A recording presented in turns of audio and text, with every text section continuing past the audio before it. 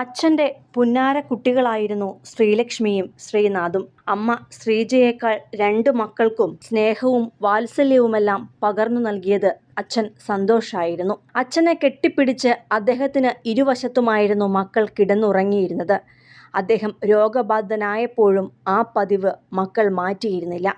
സന്തോഷിൻ്റെ വേർപാടോടെ 2 മക്കളും മെലിഞ്ഞു പോവുകയും ആകെ ക്ഷീണിക്കുകയും ചെയ്തിരുന്നു. ടെക്സ്റ്റൈൽ ഷോപ്പിൽ ജീവനക്കാരിയായിരുന്ന ശ്രീജ മക്കൾക്കൊപ്പം ജീവിതം മുന്നോട്ട് കൊണ്ടുപോയത് അവർക്ക് നല്ല വിദ്യാഭ്യാസം നൽകി എന്നതിൻ്റെ കരുത്തിലായിരുന്നു. എഞ്ചിനീയറിംഗ് പാസ്സായ 2 പേർക്കും ജോലിയും കിട്ടി. കൊച്ചി ഇൻഫോസിറ്റിയിൽ ശ്രീലക്ഷ്മി ജോലിക്ക് കയറിയപ്പോൾ 2 മാസം മുമ്പ് ശ്രീനാഥും MRFൽ ജോലിക്ക് കയറി. അങ്ങനെ ജീവിതം പതുക്കെ രക്ഷപ്പെടുകയാണെന്ന ആത്മവിശ്വാസത്തിൽ ഇരിക്കവെയാണ് ദുരന്തം 2 മക്കളെയും കവർന്നെടുത്തത്. അവർ 2 പേർക്കും അച്ഛനരികിൽ തന്നെ ശ്രീജ ചിതയൊരുക്കിയത് ഹൃദയം നുറുങ്ങുന്ന വാക്കുകളോടെയാണ്. അച്ഛനെ കെട്ടിപ്പിടിച്ചു കിടന്ന് ഉറങ്ങുന്ന ശീലം 2 മക്കൾക്കും ഉണ്ടായിരുന്നു. ഇപ്പോഴും അച്ഛൻ്റെ 2 വശത്തുമായി അവർ ഉറങ്ങുകയാണ്. എന്നെ മാത്രം തനിച്ചാക്കി എന്തിനാ അവരെല്ലാം പോയത്? ഒരാളെങ്കിലും എൻ്റെ കൂടെ ഉണ്ടായിരുന്നെങ്കിൽ എനിക്ക് അതു കണ്ട് ജീവിക്കാമായിരുന്നു എന്നു പറഞ്ഞ് ചങ്കുപിടയുന്ന വേദനയോടെ വീടിൻ്റെ വാതിൽക്കലിരുന്ന് കരയുകയായിരുന്നു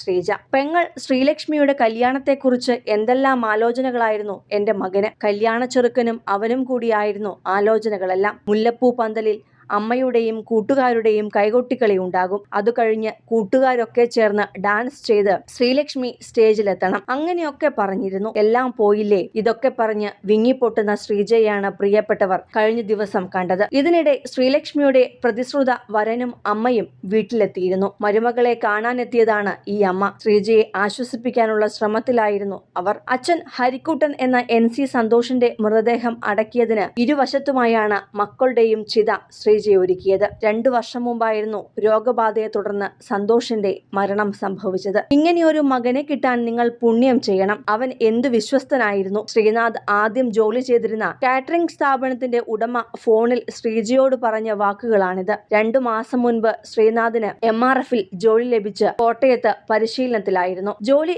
ലഭിക്കും മുമ്പ് കാറ്ററിംഗ് അടക്കമുള്ള ചെറിയ ചെറിയ ജോലികൾക്ക് പോയിട്ടായിരുന്നു അവൻ വീട്ടിലെ കാര്യങ്ങൾക്ക് അമ്മയെ സഹായിച്ചിരുന്നത്. വണ്ടി ഇടിച്ചവർ സാമാന്യ മര്യാദയ്ക്കെങ്കിലും ഒന്ന് വിളിക്കേണ്ടതായിരുന്നു. ഡ്രൈവറെ ഉൾപ്പെടെ ഇതിനകം മാറ്റിയെന്നാണ് അറിയുന്നത്. ഇടിയുടെ ആഘാതത്തിൽ ദൂരേക്ക് തെറിച്ചു വീണ ശ്രീലക്ഷ്മിയെ ആരും ആദ്യം കണ്ടില്ല. അല്ലെങ്കിൽ ഒരുപക്ഷെ അവൾ ജീവനോടെ ഉണ്ടാകുമായിരുന്നുവെന്ന് കണ്ണുകൾ നിറഞ്ഞുകൊണ്ടാണ് ശ്രീലക്ഷ്മിയുടെ പ്രതിശ്രുത വരൻ പറഞ്ഞത്. ഏപ്രിൽ 2-നായിരുന്നു ഇവരുടെ വിവാഹം നടത്തുവാൻ നിശ്ചയിച്ചിരുന്നത്.